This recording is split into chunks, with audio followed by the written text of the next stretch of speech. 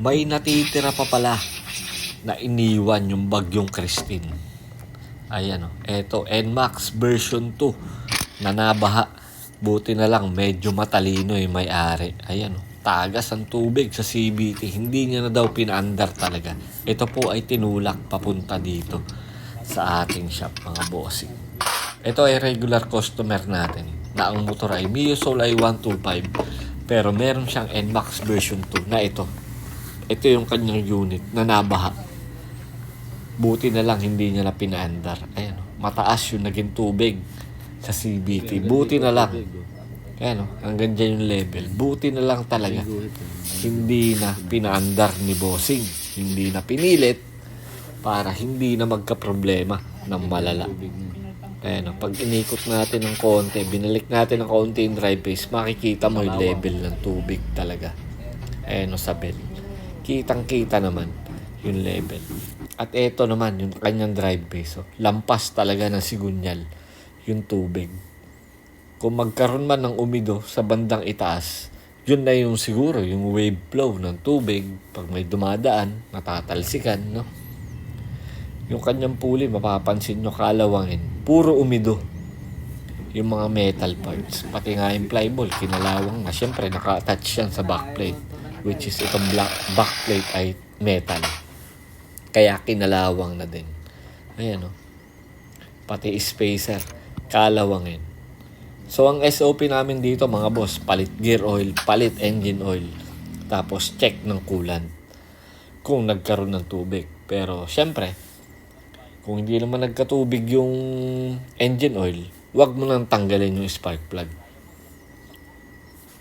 Okay lang naman yun. Pero kung nagkatubig yung engine oil, dapat tanggalin mo yung spark plug. Tapos, i-start mo, no? I-crank mo para tumalsik yung mga tubig na napunta sa combustion chamber. Sa side nito naman, okay naman. Kasi hindi na pinilit i-start, no? Naging wais si bossing. So, since nabasa na siya ng ulan, paliguan na natin yan ng tubig na may sabon. I-lubricate na lang natin mamaya. Pati yung airbox, hindi naman inabot yan ng tubig. Liguan na rin natin. Pati yung crankcase cover, sabunin na rin natin para maging mas malinis. Pero syempre, mamaya, after CBT cleaning, i-re-grease natin yung mga dapat lagyan ng grasa. Pagkatapos nating sabunan yan, ayan, binabrush natin yan, mga boss. Gamit yung ating brush na binili na isinasalpak sa impact para maging mas maganda yung cleaning ng kanya CBT. Mawala kahit papano yung mga namuong umido. Sa kadahilanan, mga boss, yung umido na yan, medyo mahirap tanggalin yan. Akala mo nawala na, pero pag natuyo yan, nandiyan pa rin yan. Kukudkurin mo talaga yan. Babrushin mo. Tiyagaan para maalis talaga yung mga yan, no? Akala mo kapag kabasa, wala na, pero nandiyan pa rin po yan. Hintayin mo matuyo, lalabas at lalabas yan. Especially sa ganitong case na nabaha.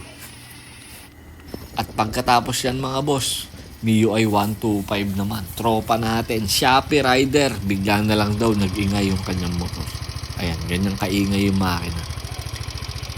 So, pagka ganyan ang dumating sa amin, alam na namin yan. Chechikin mo na agad engine oil. Walang langis, positive. Pero walang budget si bossing. Kaya ipinagpaliban muna yung pagpapagawa, sinalinan ng langis. At eto, yung iba't ibang motor na nagpagawa, hindi na natin napicturean yung iba. Maraming salamat po. Ride safe. And God bless po sa inyong lahat. Bukas po ulit, mga bossing.